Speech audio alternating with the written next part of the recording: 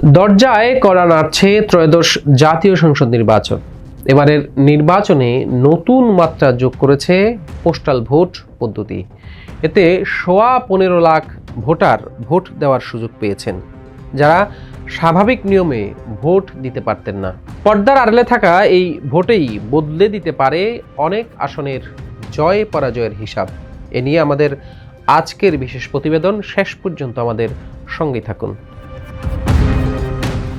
দেশের রাজনৈতিক পট পরিবর্তনের পর রাজনৈতিক দলগুলোর দাবির প্রেক্ষিতে প্রথমবারের মতো পোস্টাল ব্যালটে ভোটের পদ্ধতি চালু করেছে নির্বাচন কমিশন। এতে বিশ্বের বিভিন্ন প্রান্তে থাকা প্রবাসী এবং দেশের ভিতরে জরুরি সেবায় নিয়োজিত ভোটাররা ভোট দেওয়ার সুযোগ পেয়েছেন। নির্বাচন কমিশনের তথ্য অনুযায়ী এবারের মোট ভোটার 12,77,00,000 লাখের বেশি। এর মধ্যে 15,27,000 ভোটার পোস্টাল ব্যালটের জন্য অনুমোদন পেয়েছেন। তাদের মধ্যে 7.5 লাখই প্রবাসী বাংলাদেশি। বাকি ভোটারদের বড় অংশ সরকারি চাকরিজীবী, নির্বাচনী কর্মকর্তা এবং আইন শৃঙ্খলা বাহিনীর সদস্য। এমনকি 6,000 কারাবন্দীও এই প্রক্রিয়ায় অংশ নিচ্ছেন।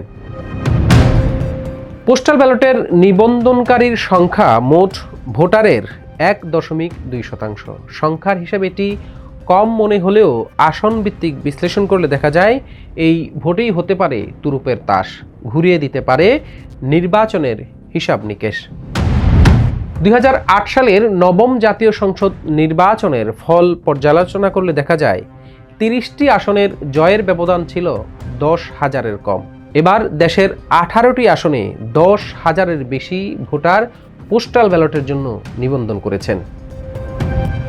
এর মধ্যে সবচেয়ে বেশি ভোটার নিবন্ধিত হয়েছে ফেনী 3 আসনে, যেখানে 16,038 জন ভোটার আবেদন করেছেন। এছাড়া চট্টগ্রাম 15 আসনে 14,272, কুমিল্লা 10 আসনে 13,938 জন, নোয়াখালী 1 আসনে 13,592 জন, নোয়াখালী 3 আসনে 12,745 জন এবং ফেনী 2 আসনে 12,541 জন ভোটার আবেদন করেছেন।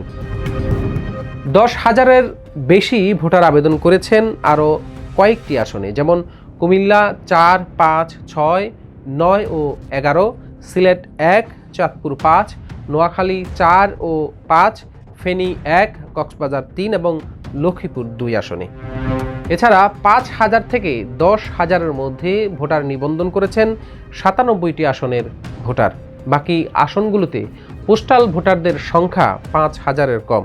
এর মধ্যে সবচেয়ে কম ভোটার নিবন্ধিত হয়েছে বাগেরহাট 3 আসনে, যেখানে মাত্র 1,544 জন পোস্টাল ভোটার আবেদন করেছেন। বিশ্লেষকদের মতে এবারের ত্রয়োদশ জাতীয় সংসদ নির্বাচনে পোস্টাল ভোট কেবল একটি নতুন সংযোজন নয়, বরং এটি অনেক আসনের ভাগ্য নির্ধারক। ভোটের দিন সন্ধ্যায় যখন সাধারণ কেন্দ্রের ফলাফল ঘোষণা হবে, তখন অনেক প্রার্থীকেই চূড়ান্ত বিজয়ের জন্য তাকিয়ে থাকতে হবে রিটার্নিং কর্মকর্তার টেবিলে জমে থাকা ডাকযোগে আসা খামগুলোর দিকে। ঢাকা বিশ্ববিদ্যালয়ের রাষ্ট্রবিজ্ঞান বিভাগের অধ্যাপক ডক্টর সাব্বির আহমেদ বলেন, যেসব আসনে পোস্টাল ব্যালটের নিবন্ধন বেশি, সেগুলোতে পোস্টাল ভোট ডিসাইডিং ফ্যাক্টর হিসাবে দাঁড়াতে পারে। তবে সব ভোট একদিকে যাবে কিনা সেটা বড় বিষয়। নির্বাচন কমিশনার আনোয়ারুল ইসলাম সরকার গণমাধ্যমকে বলেন, ভোটের লড়াইয়ে কখনো কখনো একাধিক প্রার্থী সমান সমান ভোট পান। অনেক সময় 5 থেকে 10,000 ভোটের ব্যবধানে জয় পরাজয় নির্ধারিত হয়। সেখানে প্রবাসীদের ভোট জয় পরাজয় নির্ধারণের ফ্যাক্টর হিসাবে কাজ করবে। প্রিয় দর্শক, পোস্টাল ভোটের নতুন এই নিয়মকে আপনি কিভাবে দেখছেন, আর নির্বাচনের প্রভাবের সম্ভাবনা কেমন হতে পারে, এ নিয়ে কমেন্ট বক্সে জানাতে পারেন আপনার মূল্যবান মতামত। আজকে পর্যন্তই। আল্লাহ হাফেজ।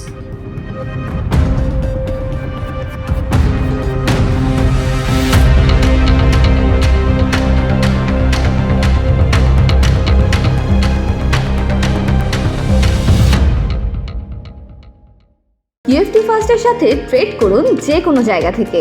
ক্যাম্পাসে ক্লাসের ফাঁকে, ঢাকার জ্যামে বসে কিংবা ঘরে বসে, ট্রেডিং এখন হাতের মুঠোয়। তাই ট্রেড করুন যখন খুশি, যেখানে খুশি।